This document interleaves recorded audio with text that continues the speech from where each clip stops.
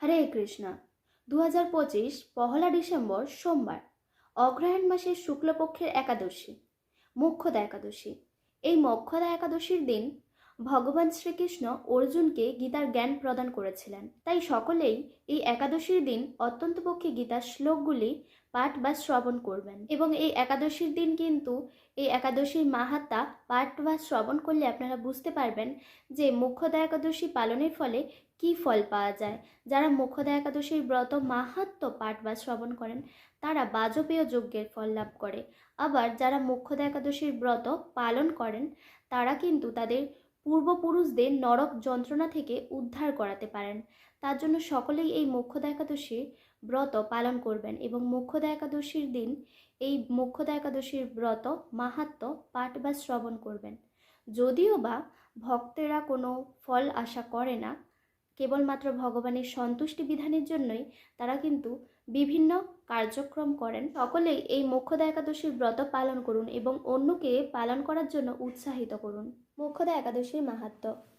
যুধিষ্ঠির বললেন, হে বিষ্ণু, আপনাকে আমি বন্দনা করি। আপনি ত্রিলোকের সুখদায়ক, বিশ্বেশ্বর, বিশ্বপালক ও পুরুষোত্তম। আমার একটি সংশয় আছে। অগ্রহায়ণ মাসের শুক্লপক্ষের যে একাদশী তার নাম কি, বিধি বা কি, ও কোন দেবতা এই একাদশীতে পূজিত হন তা আমায় বলুন। শ্রীকৃষ্ণ বললেন, হে মহারাজ, আপনি উত্তম প্রশ্ন জিজ্ঞাসা করেছেন, যার মাধ্যমে আপনার যশ চতুর্দিকে বিস্তৃত হবে।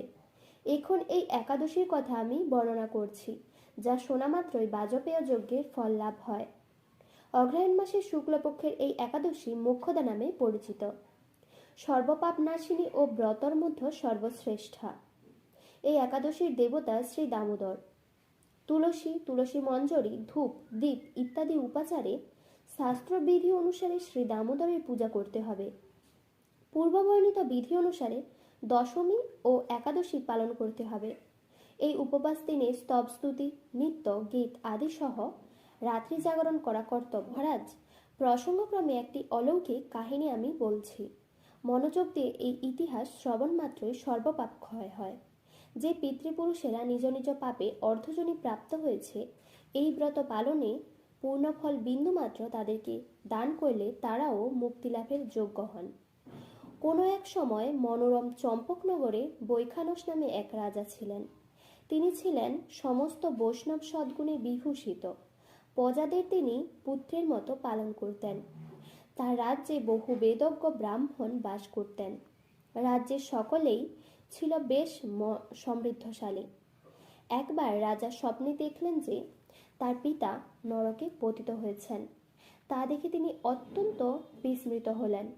পরদিন ব্রাহ্মণদের ডেকে বলতে লাগলেন, হে ব্রাহ্মণগণ, গতরাত্রিতে স্বপ্নে নরক যাতনায় পিতাকে কষ্ট পেতে দেখে আমার হৃদয় বিদীর্ণ হয়েছে। তিনি আমাকে লক্ষ্য করে বলতে লাগলেন, হে পুত্র, তুমি আমাকে নরক সমুদ্র থেকে উদ্ধার করো।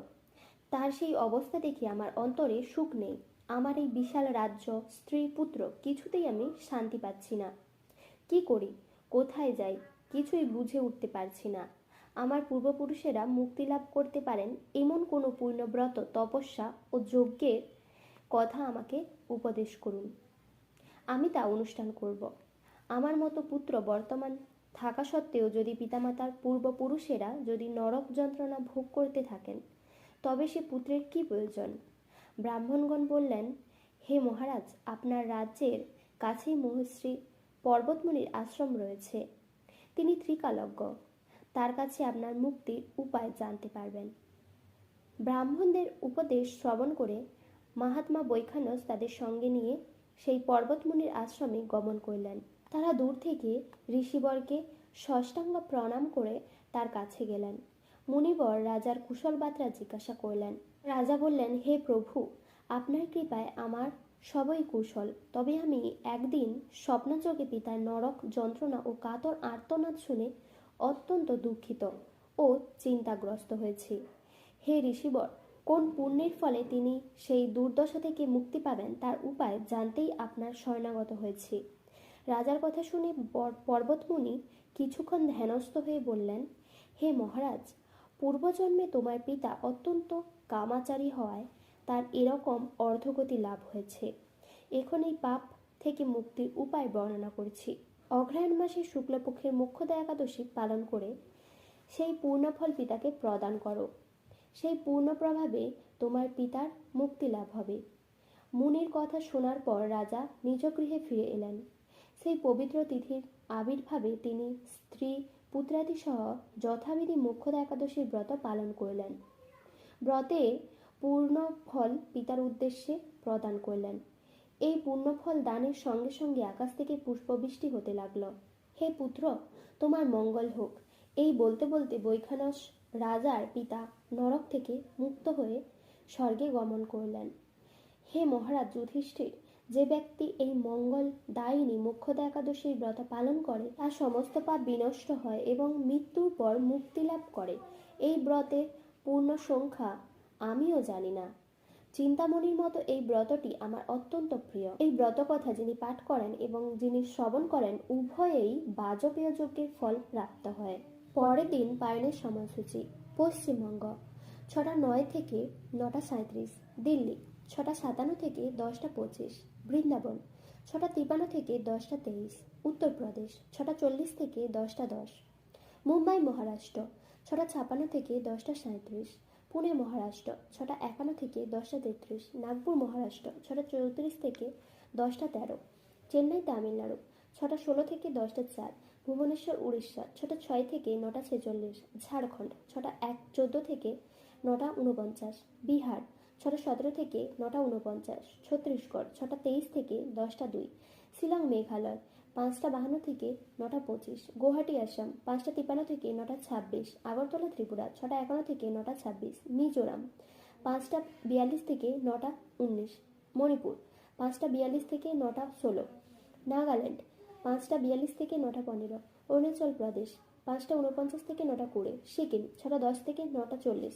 উত্তরাখণ্ড 6টা 52 থেকে 10টা 19, হিমাচল প্রদেশ 7টা 4 থেকে 10টা 28, পাঞ্জাব 7টা 9 থেকে 10টা 34, হরিয়ানা 7টা 1 থেকে 10টা 29, হায়দ্রাবাদ তেলেঙ্গানা 6টা 30 থেকে 10টা 13, বিশাখাপত্তনম অন্ধ্রপ্রদেশ 6টা 12 থেকে 9টা 55, গোয়া 6টা 44 থেকে 10টা 30, ব্যাঙ্গালোর কর্ণাটক 6টা 26 থেকে 10টা 14, কেরালা 6টা 26 থেকে 10টা 17, জম্মু কাশ্মীর 7টা 15 থেকে 10টা 36, আন্দামান নিকোবর 5টা 24 থেকে 9টা 13, বাংলাদেশ 6টা 33 থেকে 9টা 53, নেপাল 6টা 37 থেকে 10টা 7, ভুটান 6টা 35 থেকে 10টা 5, শ্রীলঙ্কা 6টা 7 থেকে 10টা 2, মালদ্বীপ 5টা 58 থেকে 9টা 56, মায়ানমার 6টা 22 থেকে 10টা 4, পাকিস্তান 6টা 55 থেকে 10টা 16, মালয়েশিয়া 7টা 4 থেকে 11টা 3, সিঙ্গাপুর 6টা 52 থেকে 10টা 53, ইন্দোনেশিয়া 5টা 28 থেকে 9টা 37, ব্রুনেই